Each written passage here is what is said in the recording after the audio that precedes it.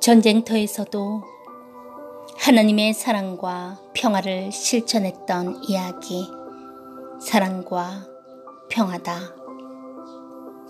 적보다 더 용서 못할 악랄한 K하사.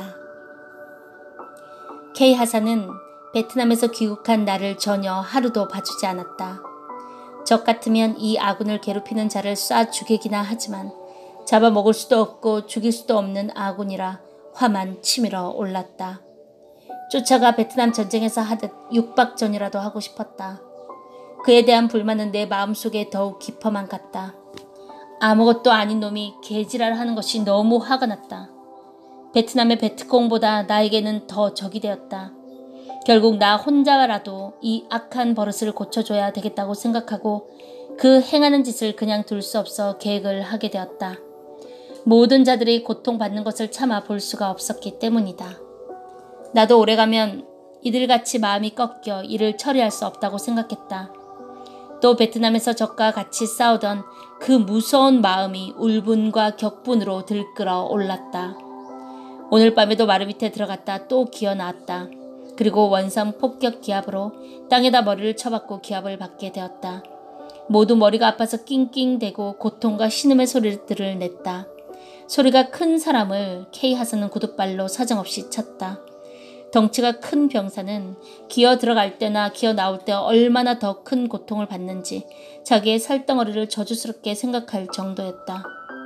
K하사가 소대원들에게 이 같은 고통을 주는 것을 우리 소대장이나 중대 최고 지휘관인 중대장은 모르는 것 같았다. 지휘관들이 참으로 한심한 노릇이었다.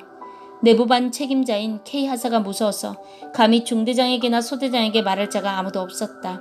섣불리 말했다가는 죽기 전까지 갖은 죽음의 고통을 더 받을 것 같아서 감히 말을 못하는 것 같았다. 원산 폭격의 기합이 끝나고 다시 취침에 들어가게 되었다. 나는 내무반 모두가 괴로워 참을 수 없으니 K하사가 없을 때 중대장한테나 소대장에게 보고하자고 했다. 그러나 실상 중대장과 소대장도 확실히는 몰라도 눈치는 채고 있는데 K하사가 너무 성격이 무서워서 그냥 놓아두는 입장이라 일러봤자 더 괴롭히기만 할 거라고 했다. 나는 그때 이놈은 윗사람한테 일러서 될 문제가 아니고 자체로 버스를 고치도록 처리를 하는 수밖에 없구나 라고 생각했다. 나는 잠을 자는 채 하면서 오만 가지 생각을 다 하게 되었다. 물론 나는 제 파워를 지원하여 다시 베트남으로 갈 몸이지만 정말 아군 속에 있는 적을 두고 그냥 갈 수가 없었다. 베트남 밀림 속의 적보다 이 아군 속에 있는 적부터 먼저 작전해서 해결해야 되겠다고 생각했다. 일단 나는 베트남에서 전투한 경험이 있어 담대한 마음을 가슴속에 품고 서서히 옆에 전우들에게 조금씩 말하기 시작했다. K하사를 어느 때까지 그냥 두고 보고만 있겠냐고 물었더니 어쩔 수가 없다고 했다. 밤마다 저 악한 K하사를 심판해달라고 매일 기도했다. 내 전우들이 고통받는 모습을 보니 마치 모세가 자기 민족 이스라엘이 이집트 종살이를 하면서 매를 맞으며 갖은 고통을 받는 모습을 보는 것 같은 괴로운 심정이었다. 기합은 일주일 동안 계속되었다.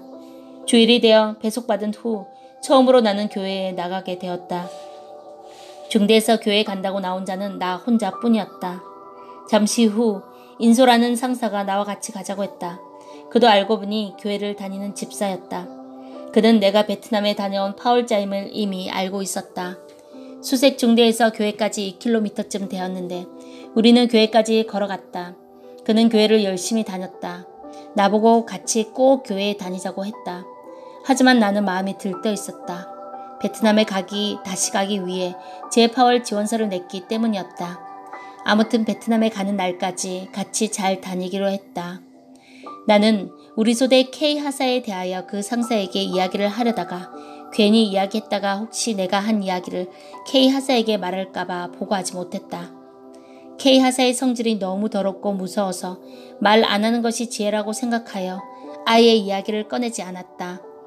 소대장과 중대장도 K하사의 그 성질 때문에 감히 마음대로 못한다고 하는데 김 상사는 교회까지 다니니 역시 마찬가지일 거라는 생각이 들었다. 내가 알기로 교회에 다니면 모두 순진한 집도끼가 되니까 아예 말을 꺼내지 않았다. 그럭저럭 이 수색 중대에 온 지도 3주가 지나갔다. K 하사가 밤마다 기합 주는 것은 여전했다. 그야말로 지옥에서 파속 나온 지옥 사자 같았다. 베트남 전쟁에서 적을 잡아 때리는 것만 봐도 마음이 아파 제 파워를 지원한 나인데 같은 전우를 아무 이유 없이 밤마다 때리고 기합 주는 것을 보니 화가 나서 더 이상 참을 수가 없었다. 강원도 날씨는 하루하루 강추위로 점점 산과 대지를 얼어붙게 했다. 무더운 베트남에서 돌아왔기에 나에게는 혹독한 추위의 고통이 누구보다도 더 지옥같이 느껴졌다. 아멘.